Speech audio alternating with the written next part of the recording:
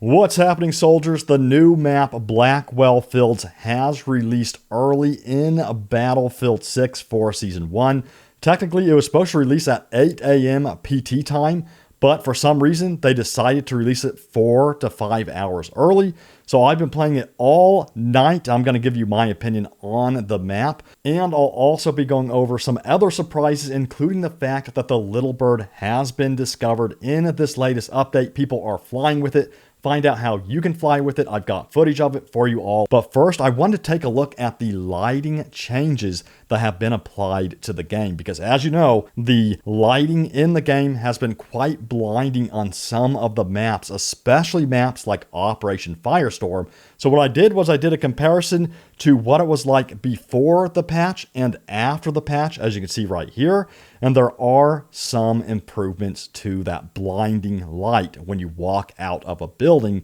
While it's not perfect, it's still quite bright. It is definitely an improvement because the lighting will adjust more naturally a lot quicker as you exit the buildings and when you're underneath shadows near the building. So this is very good news, and hopefully they continue to improve this because it is still a little bit bright when you are standing more on the interior of the building. But again, as you get near the outskirts of the building, closer to the windows of the building, this has been improved dramatically, so it's not so freaking bright on your eyes, right? So this is definitely a welcome change in Season 1 for sure, and I'm curious to see if they continue to improve this a little bit more, so it's not so blinding if you're standing, far away from the windows. But an improvement here, so that's good news. And there is some more good news with the Season 1 patch concerning the skins. Remember that ugly green skin everybody was talking about? Well, it looks like they've already taken it upon themselves to mute those green colors so they're not so neon and bright. So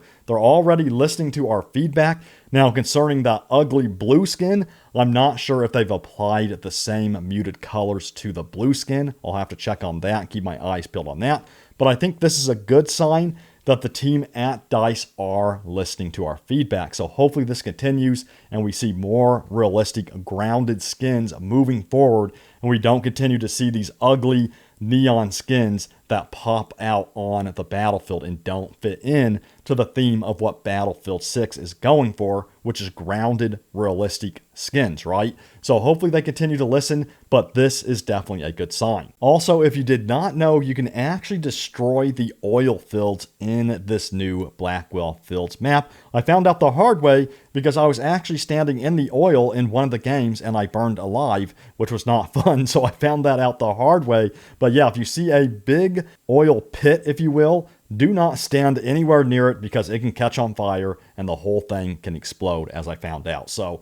remember that when you are playing Blackwell Fields. And you can also use it to your advantage, of course, because if you see a group of players standing next to one of these, you can light it up with a tank, a grenade, or something like that, and really cause some chaos on the battlefield. And I just saw another way you can destroy these oil rigs. This was posted by the Game Hero page. You can apparently point a rocket launcher or perhaps a grenade at the pipes there, and then this will erupt in a massive explosion, and then the flames will shoot up in the sky. And this will cause, of course, a disruption to the way infantry can move around the map because they can no longer use this route right here. So I'm curious to see how this changes the flow of the map if you were to erupt all of these oil rigs like this. I'm not sure if you can erupt every single one of them, but I'm going to have to go back into Blackwell Fields and try to see just how many of these we can erupt in the game. And by the way, I absolutely love interactive stuff like this that changes the flow of the maps, and I hope to see more of this in upcoming maps and definitely weather events too. Oh, and by the way, check this out, guys. This was posted by the Battlefield Portal fan account on Twitter. They just discovered that the Little Bird is now available on Portal, which in my opinion, of course, indicates that this will be coming to the main core game modes very soon. In fact, the main Battlefield account teased this in their blog post, of course, alongside that Naval Warfare tease. So this is really cool to see. So if you are a fan of the Little Bird and love to fly it, the Nimble Bird is going to be back causing hell and chaos on ground units down below. So this is awesome to see for sure. And also I've got new details on the battle pass that is going to go live at 8 a.m. PT time today. So the key features are it has 10 battle points per reward tier. Earn battle points by completing weekly challenges and gaining XP. After completing the intro path, choose which to progress next. Complete all paths in a section to unlock the next section. There are 4 distinct progression paths, with a 5th bonus path unlocking once all 4 have been completed. Each path has 22 rewards. Many items are free. Others require Battlefield Pro or Battle Pass purchase. So there are some more details on the Battle Pass. And as I said before, I am looking forward to grinding this Battle Pass. Hopefully it's not too grindy, of course, but regardless, I'm looking forward to it. Let me know if you guys will be getting the Battle Pass or not. Sound off in the comments down below, and what are you looking forward to unlocking the most? And I wanted to talk about my thoughts on the Blackwell Fields map now that I've had a couple hours with it. So one thing that I'm going to point out right away is that yes, this map is definitely a little bit more open than other maps you've probably been playing in Battlefield 6.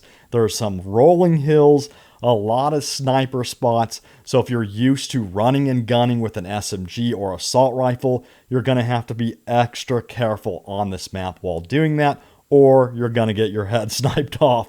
That's just the facts with this map. So what I really recommend is try to use a vehicle whenever you get the chance. Because the moment I used a tank on this map, I completely dominated. I got second place, I believe, on the team. And even though the team lost, I still got one heck of a score on Blackwell Fields. So trust me, get a vehicle whenever you get the chance, and even travel in a tank as a passenger, because it's a lot safer than just roaming around. They're all vulnerable to snipers and stuff. I've tried it. It's extremely dangerous. You got to treat this map like it's real life. You got to think about how you're going to traverse back and forth between objectives. And the best way to do that is in armored vehicle, whether you're piloting the vehicle, manning the guns, or just a passenger. That's what I recommend. And you can get some good infantry kills if you're very careful. And I think if you're moving with a squad that has smoke grenades or that's providing some type of support like that. So you got to move very carefully on this map. It is a lot more wide open, and I think some players will have a little bit of difficulty adjusting to it if they're used to running and gunning. So again, use those vehicles.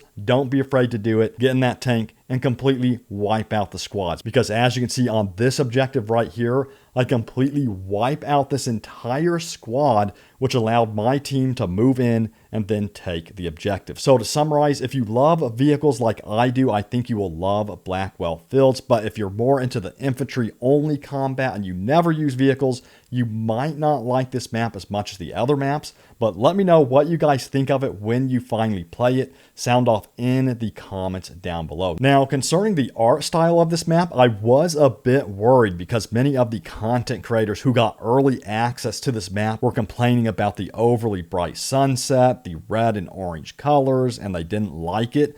And then when I got it on my PC, I actually liked it a lot. I really like the sunset setting. It feels different from the other maps. And I live here in Arizona, by the way, and this actually looks very realistic compared to an Arizona sunset. So it's actually very realistic looking. And for some reason, it reminds me of a map from Vigilante 8. So if you know what Vigilante 8 is, hit that like button. But I really like the look of this map. But let me know in the comments once again, do you think I'm crazy? Or do you agree with me and like the art style of this map? Now, soldiers, you know what time it is. It is time for your top comments from the previous video. And remember, if you leave a comment on this video, it may be featured in an upcoming video. So don't forget to leave a comment down below. So let's take a look at what Angry Axolot 80 had to say. They said, hit registration and netcode issues. I still die after rounding a corner and being out of line of sight. And I've had this happen as well. I do think that this could be two different things happening. A netcode issue in some cases, and then also bullet penetration going through the actual cover, which is of course a gameplay mechanic.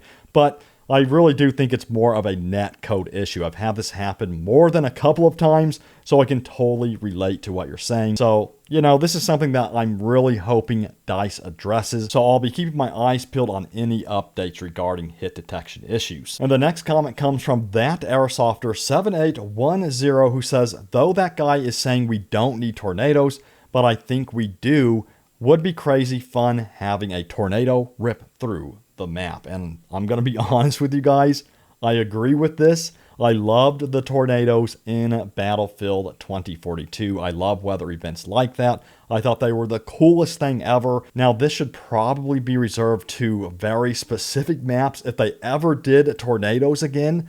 But yeah, I would welcome it. I think they were very cool. And that's going to do it for the video, soldiers. Season 1 is now upon us. Let me know, are you jumping into Blackwell Fields first, or are you jumping into the Battle Royale first? Let me know down in the comments below. And again, your comment could be featured in the next upcoming video. I'll see you all out on the battlefield in Season 1. Have fun out there. This is Ryan signing off, and I'll see you out there on the battlefield.